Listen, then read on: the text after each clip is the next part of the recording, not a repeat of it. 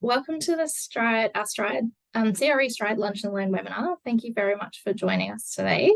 My name is Tessa Benveniste, and today I'm going to host and present some interim findings from our developmental evaluation of STRIDE.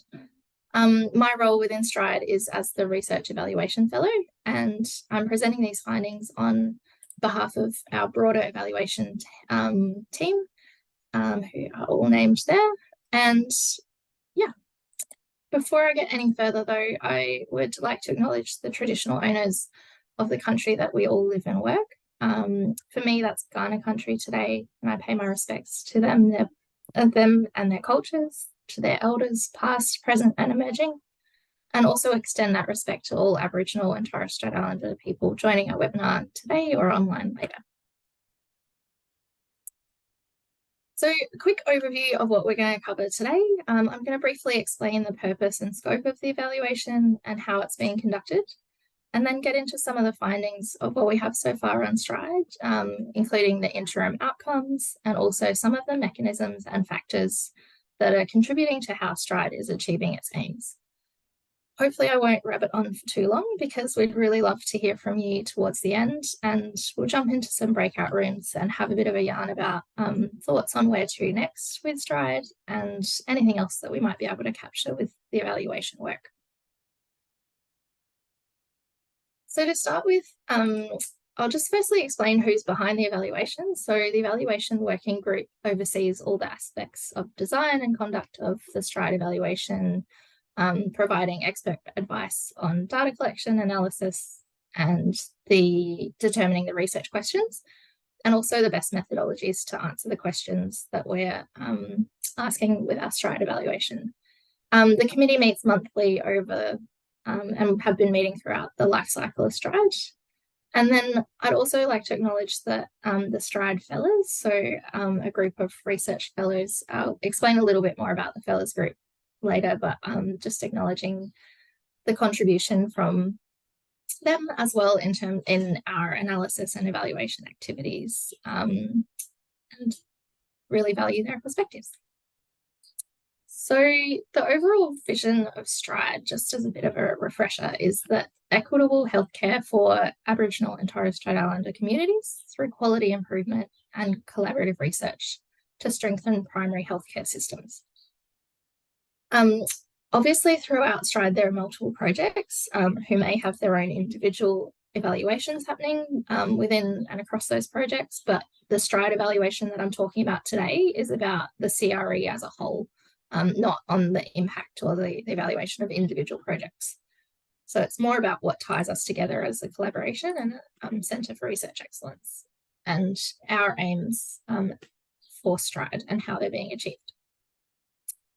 So the main purpose of the evaluation is to find out the aims and how they're being achieved, how the aims are being achieved, the mechanisms and contextual factors influencing that, and what those interim outcomes are in terms of our three key focus areas within STRIDE, which are Indigenous leadership, the application of Indigenous methodologies, knowledge and methodologies, and CQI to enhance community linkages and social and cultural determinants of health.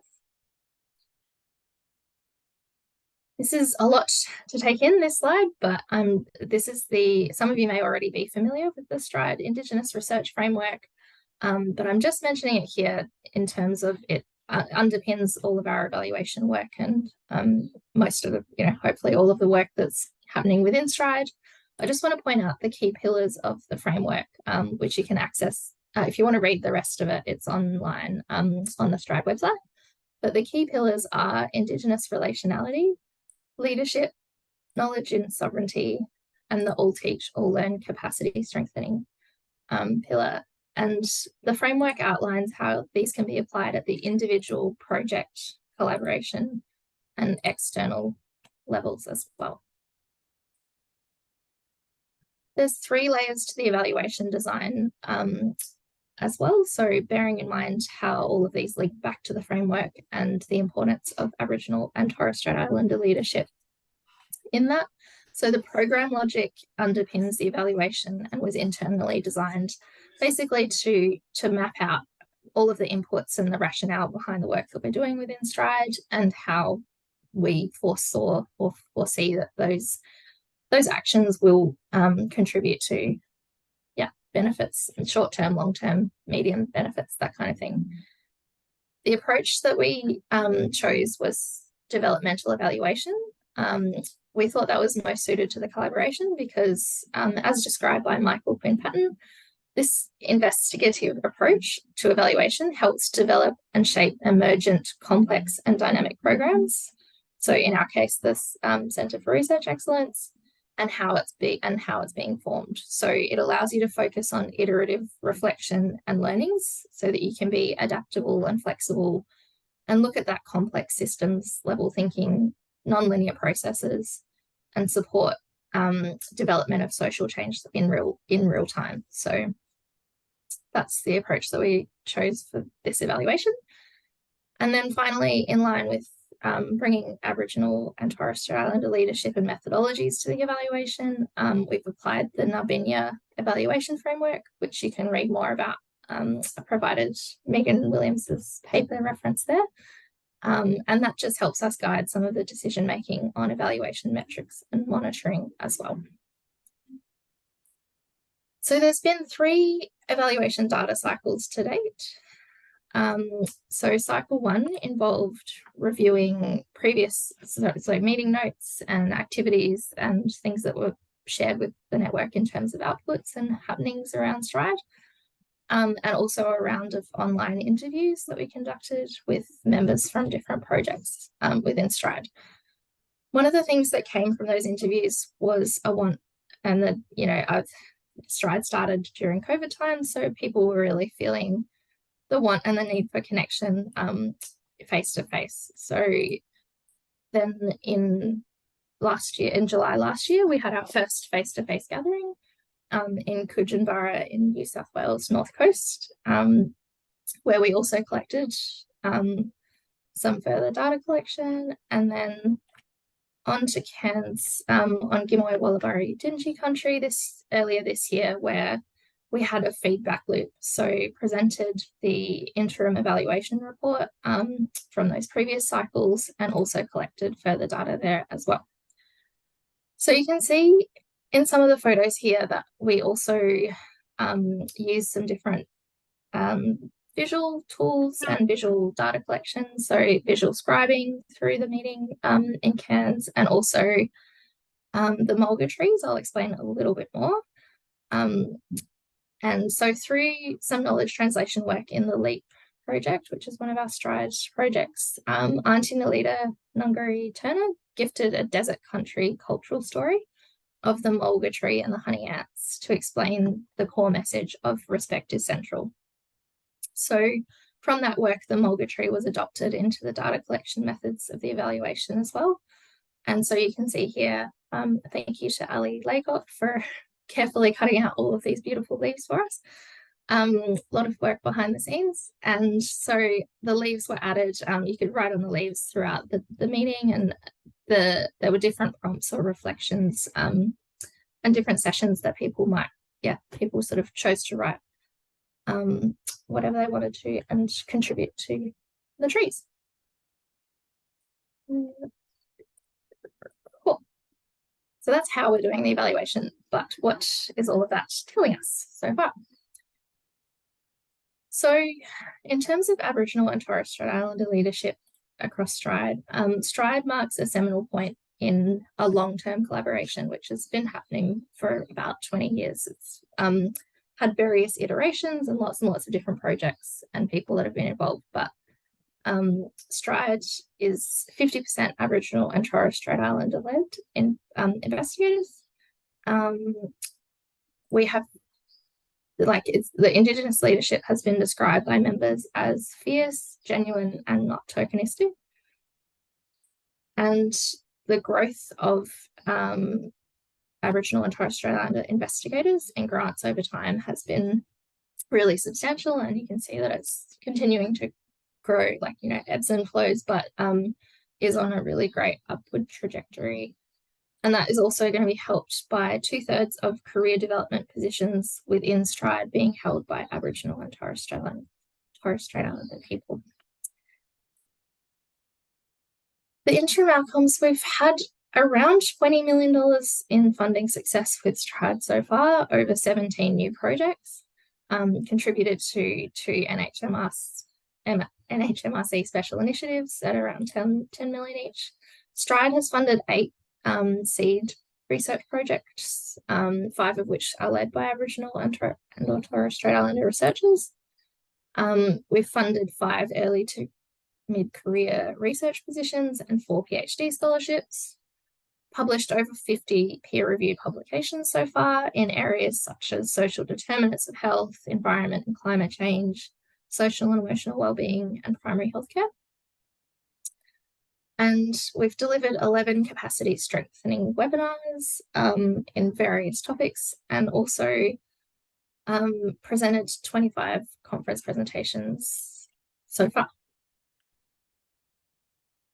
A bit of an overview. One of the things that came up early on with STRIDE, we're very diverse. We've got 4 different programs, streams, and lots of different projects across STRIDE. So part of the evaluation work has also been just kind of mapping projects and seeing where everything fits together and the timeline. So this was just a visual representation of trying to pull together all of the different programs of work and projects within STRIDE. There's obviously more to come and more that have been added that need to be added, but I think it just also shows that STRIDE is not a one-off point in time, if that makes sense. So there's projects that have come into STRIDE from previous collaborations, and hopefully there are projects that go beyond the lifespan of STRIDE as well.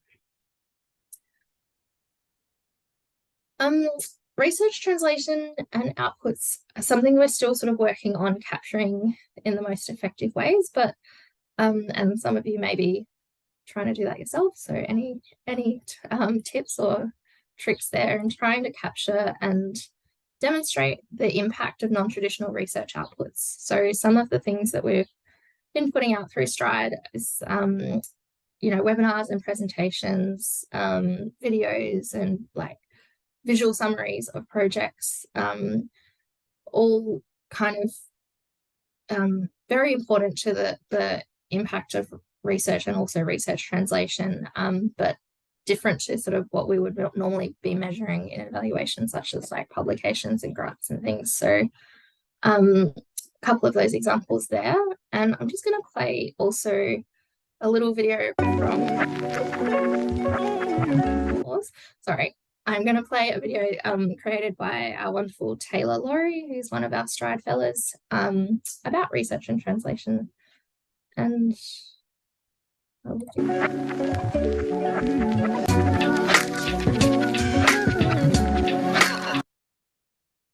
oops. Is it loading? Sorry.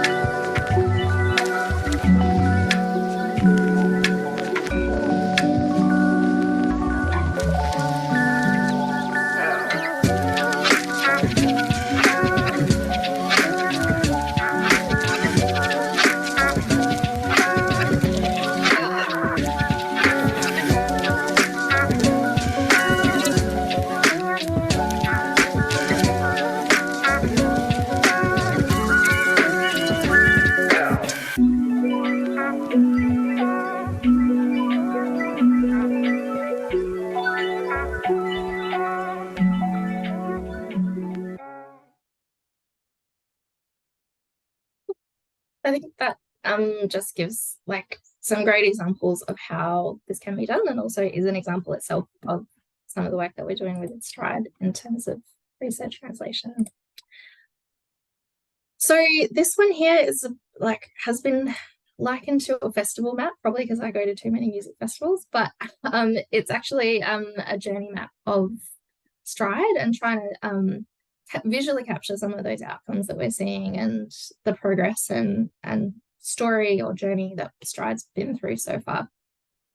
So you can see sort of developing Stride in 2020 in the midst of a global pandemic was challenging to say the least, I guess. And a lot of the work was done online and had to transition to online straight away into our Zoom series.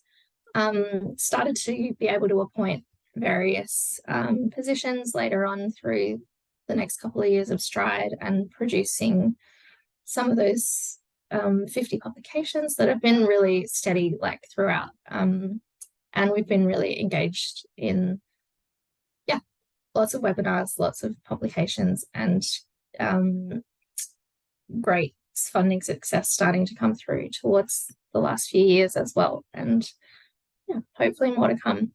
I did want to note as well, though, alongside the global pandemic, along in this timeline, we've had extreme weather events in many of the communities that we either work with or live within Stride, and also the impact of the referendum this year. So it's been a really tumultuous few years in terms of global and local and national events. So just to keep that in mind as well. So what is the evaluation telling us? Sorry if you can hear the bins, the bin collection in the background. So the evaluation is telling us, in terms of how we're creating these outcomes in Stride. So in light of everything that's been happening, Stride has been really focused on relevance and responsiveness of the work.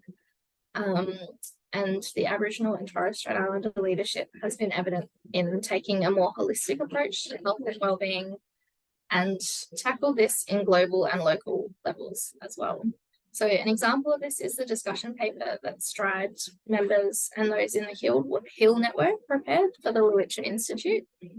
And the discussion paper describes climate change in Australia and its impact on the health and wellbeing of Aboriginal and Torres Strait Islander people. Highlights Aboriginal and Torres Strait Islander-led initiatives in climate change, adaptation and mitigation that strengthens wellbeing and benefits the global community. So at the local level, many of our Stride members and core team live in Lismore and the Northern Rivers region, which was severely affected by flooding in 2022. And we're now in the process of evaluating how Stride supported the adaptation and delivery of Aboriginal mental health first aid to members in Lismore and surrounding communities. And that was in response to the immediate need of integrated mental health and wellbeing support due to overwhelmed services and just the need for culturally appropriate resources and tools. And also the trends in our publications and grants show that Stride, as Stride progresses and moves towards the future, we're taking that much broader approach to quality improvement in health and acknowledging social and cultural and environmental determinants of health as well. So when we began, obviously working on Zoom was a huge change to relationality and the ways of working together and the planned meetings and face-to-face collaboration that would normally bring a national network of researchers together. But one of the strengths that has come from Stride is that we've had long-term relationships, both across the network and with the communities that we work with. So that made the transition to online a little bit smoother and a little bit easier. Where the evaluation has shown that Stride was really flexible and just got on with it and adapted and continued despite this, and that's provided unforeseen benefits as well in terms of how many people have been able to connect with Stride and our webinars and our work without the cost of travel or the time commitment that goes with that. So we've seen through Stride that we haven't stopped the ways that we want to work, and some of the quotes that we have around relationality, so with communities. So the relationality being really big and driving our hope, and making sure that with end of project, going back to communities and giving them data and stories, and making sure that our interpretation is always how communities would like it to be represented. Allyship is also something that has come up in yarns and has come up a few times in evaluation data, and it can be, as the quote says here, at times it can be uncomfortable and difficult, and there's some uncertainty sometimes around allyship and what that looks like in this space. But it's also really necessary to keep working through that and find ways to be effective allies. I'm a non-Indigenous researcher myself, and finding how to be allies in the space of our staunch and deadly Indigenous leadership through STRIDE. The all teach, all learn principle is also being really strongly implemented across STRIDE. So it's been described as central to the ways of our working and really prominent within our network. So some comments also suggest that it reflects the concepts of collectivist ways of being and doing, and reciprocal or two-way or all-way learning. And an example of relationality in practice is probably the STRIDE Fellows. So we all came to STRIDE as research fellows on different projects, or working in evaluation or translation roles for STRIDE. And we meet weekly online from all across the country. And from my perspective, I think this provides a space for us all to just kind of be, and we hear about our wins or ask for any support that we need, but also just provides a very safe space to have any tough conversations that need to be had or questions that need to be asked. Sometimes we talk about our pets, but that's necessary.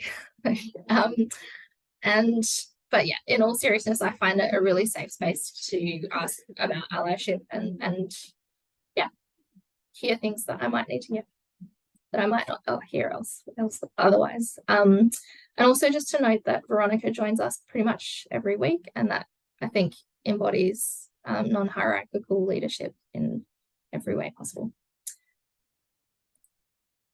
So with the increase of Aboriginal and Torres Strait Islander leadership across the network, that also increases cultural load for a lot of our researchers, and also researcher social and emotional wellbeing is actually something that's been picked up in the evaluation data, and you can see here. So from one of the mulga trees in particular, people were talking about having really high expectations of our Aboriginal and Torres Strait Islander researchers, the emotional support for them to transition in and out of research and community spaces, and just understanding that there are going to be cultural responsibilities, and yeah, at times not as much accessibility. So that was something that came up quite strongly there, and still working on.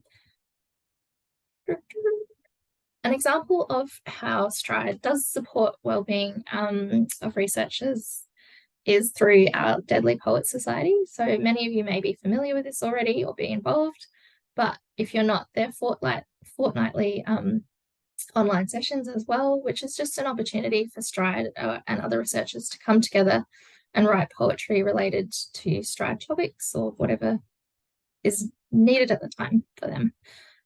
STRIDE held a DPS, a Deadly Poets Society retreat last year on Minjerribah with international guests, including an award-winning Irish poet, Colm Keegan, and arts-based research translation specialist, Pauline Sameshma. Sorry if I got that wrong, from Canada. But they also wrote a beautiful poem describing what that space is, and also are launching an anthology very soon, if not already. I don't know. Yeah, very, very soon. So keep an eye out for that one. What are the next steps with our evaluation? We'd really love to learn a little bit more about how communities have been driving the research priorities within STRIDE and what mechanisms our projects and our CRE are using to ensure community connectedness with our projects. Just articulating that a little bit better and finding out how that happens in practice. Identifying, mapping, and articulating the use of Aboriginal and Torres Strait Islander methodologies across STRIDE projects as well. And then also how the broader network has evolved its projects over time, and just kind of the impacts of the work transitioning to including more social and cultural determinants of health and the wider applications of CQI as well. So now we would love to hear from you and get your ideas on whether, what else we could or what we should capture about STRIDE, how we might be able to go about that, and what we might be able to focus on for our final year of STRIDE. If you can think of any improvements for our time that we have left together or into the future. Just leave it, whoever wants to report back or have a bit of a chat will spend the next 10 minutes or so kind of going through the different groups. I don't know who was in what group, so start as you please. Any thoughts or comments or questions?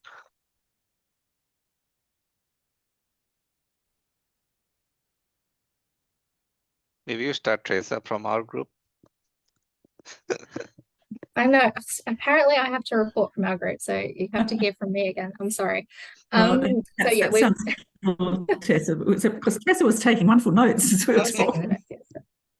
All right, we talked about, so for the next year, we'd really like, we talked about having a face-to-face gathering again, hopefully focusing a little bit on like synthesis of outcomes and messages to policymakers and communities and practitioners. Talked about capturing, and this is always an ongoing one, is how to capture like all of the behind the scenes community engagement, conversations, emails, chats, like that happens to create those connections, and also make sure that this research happens like, at the right time, at the right space, with the right people, all of those things that happen, and the amount of things that happen behind the scenes that aren't necessarily captured as measurable outcomes at the moment or a track record for researchers, even when they're doing all those things.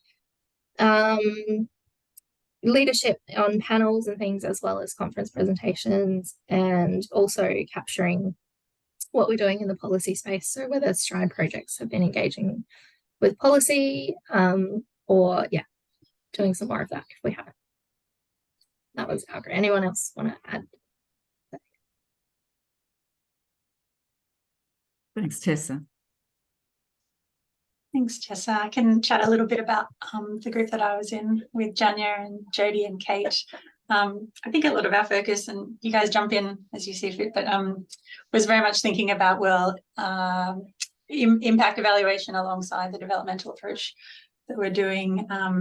As you highlighted, that idea of capturing impact is an ongoing challenge. Kate, do you mind if I either pull you in or summarise sort of that mention that you did about whether it's worth the ability of reaching out to organisations that CRE STRIDE has sort of impacted, had interactions with, to ask the question of what has flown on from their interactions of CRE STRIDE in terms of practices. Go ahead, Kate. Oh, we can't hear you. Hello, don't you love Zoom? Thank you. Beautifully put, Chris. Yeah, so I'm Kate from the NACCHO RSCGP Partnership Project. I've got connections with a number of people on this screen, and I think my first suggestion was to offer up the fact that CRE STRIDE and many different pieces of work have definitely impacted on the work that we do. So the question that I asked was whether there's an opportunity for the team to understand through different evaluation methodologies what the impact has been amongst their network and how people have learnt from and applied some of the work of CRE STRIDE, and whether that's, and there's lots of opportunity in that. I think I'll leave it there. Thanks, Chris. Thanks, Kate. And Gianni, you made the good point that some of the individual projects are already sort of doing that work. So whether that's a good place to start is looking at project leads or stream leads and asking who's sort of already asking about those impact works with their partnerships. Yeah, we also talked about the evaluating a collaboration like CRE STRIDE is quite different to evaluating a project or a program of research, but that there's a real opportunity, you know, like within this collective to actually do that, to tackle that and do an impact evaluation of the collaboration. Yeah, and then the other sort of, I think, key point was just that there are probably two key audiences for an evaluation. So one is sort of like the assessors of the next funding grant, you know, and they're likely to want to know what the impact of CRE STRIDE was. So yeah, and then the other sort of key audience is probably ourselves, you know, and that's more from a sort of a quality improvement perspective. So, you know, we need to learn, I guess, you know, like about what we're doing and how we can do things better, that CQI type of approach. So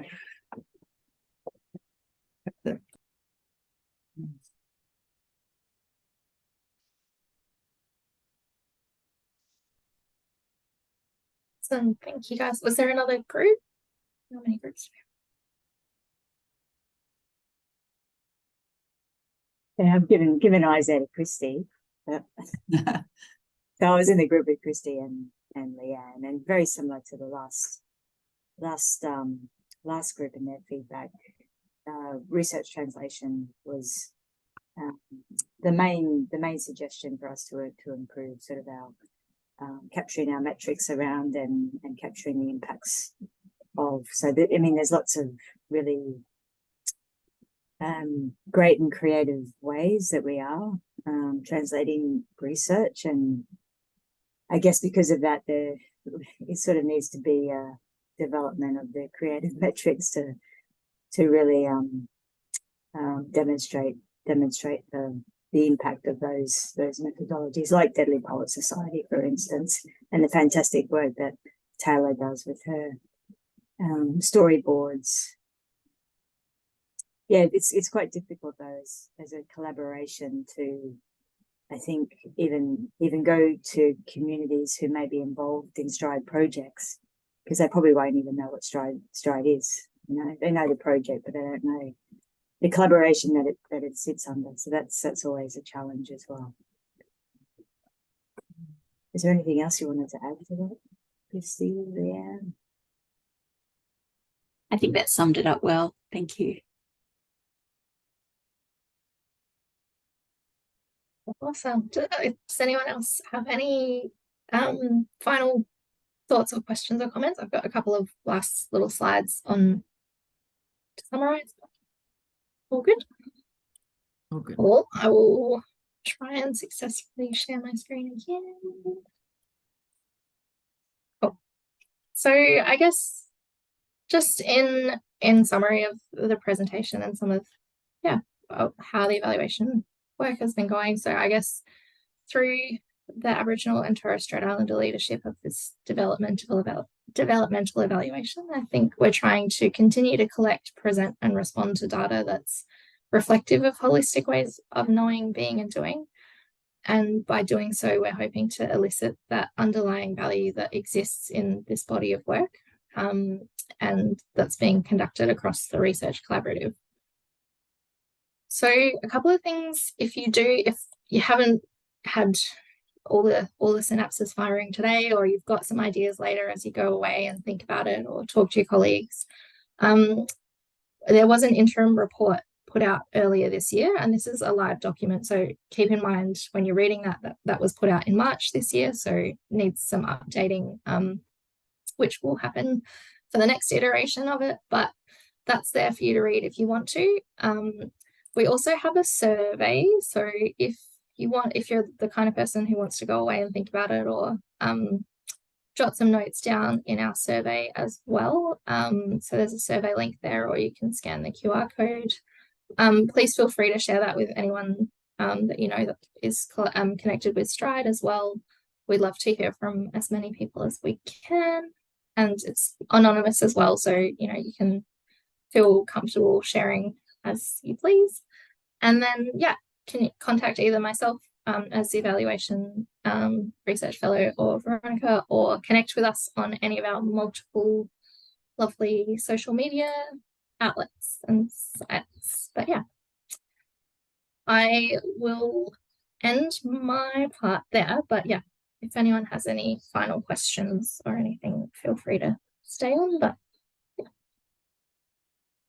if you want to go have an extra 5 minutes, then please do that also.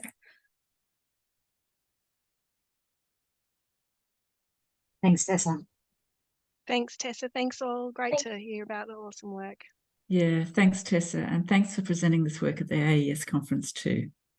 Well, Very co-present work, I know, and Chris and Roxy. Yeah. Yes.